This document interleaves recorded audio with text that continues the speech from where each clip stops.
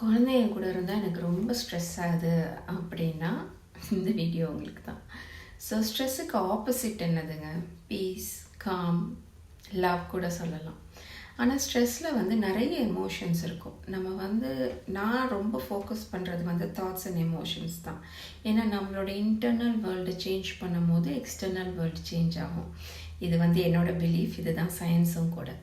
So நம்மளோட thoughts and beliefs தான் நிறைய சேஞ்ச் பண்ண வேண்டியிருக்கும். ஏன்னா சில்ட்ரனை பொறுத்த வரைக்கும் சில்ட்ரன் ப்ரெசண்ட் மூமெண்ட்டில் லிவ் பண்ணுவாங்க. அவங்களுக்கு அந்த ஃபோக்கஸ் பண்ணுறதுனா என்னன்னு தெரியாது, கான்சன்ட்ரேஷன்னா என்னன்னு தெரியாது. இது பண்ணிகிட்ருப்பாங்க, அங்கேருந்து அடுத்ததுக்கு போயிடுவாங்க, அப்புறம் அடுத்ததுக்கு போயிடுவாங்க, அப்படி ஸ்கேட்டர்டாக இருப்பாங்க. இது ரொம்ப நார்மல், கிட்ஸுக்கு ரொம்ப நார்மல்.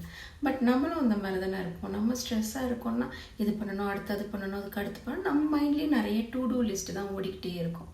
ஸோ அந்த டு டூ லிஸ்ட்டெல்லாம் விட்டுட்டு நம்ம வெளியே காம் அண்ட் ப்ரெசண்ட்டாக இருக்கிறது கொஞ்சம் கஷ்டம்தான், கொஞ்சம் டீடியஸான டாஸ்க் தான்.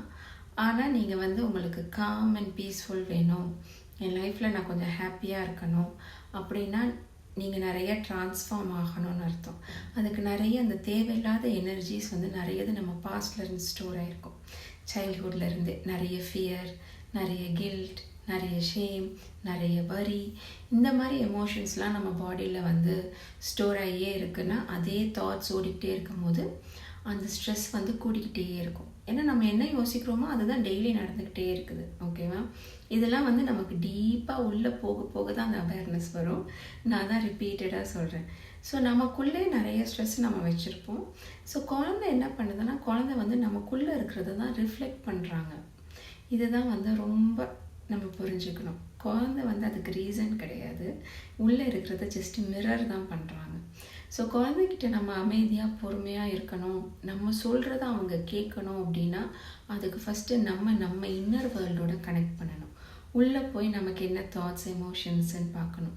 இதுதான் கான்ஷியஸ் பேரண்டிங். ஃபஸ்ட்டு நான் என்னைய ரீபேரண்ட் பண்ணணும், அதுக்கப்புறம் நான் சூப்பராக என் குழந்தைய பேரண்ட் பண்ணலாம். உங்களுக்கு என்ன வேல்யூஸ் வேணுமோ குழந்தைக்கு சொல்லிக் கொடுக்கலாம், ரெஸ்பெக்ட்ஃபுல்லாக எங்கே என்ன பேசணும், பிஹேவியர், சாப்பாடு எல்லாமே பண்ணலாம். அதுக்கு எல்லாத்துக்கும் முன்னாடி பேரண்ட் சேஞ்ச் ஆகணும். ஸோ உங்களுக்கு இந்த கான்செப்ட் ரெசனேட் ஆச்சு அப்படின்னா என்னோடய அப்கமிங் ஒர்க் ஷாப் 3 days நடக்குது. நான் டீட்டெயில்ஸ் ஷேர் பண்ணியிருக்கேன் கீழே. காண்டாக்ட் பண்ணுங்கள், ஜாயின் பண்ணிக்கோங்க. தேங்க்யூ.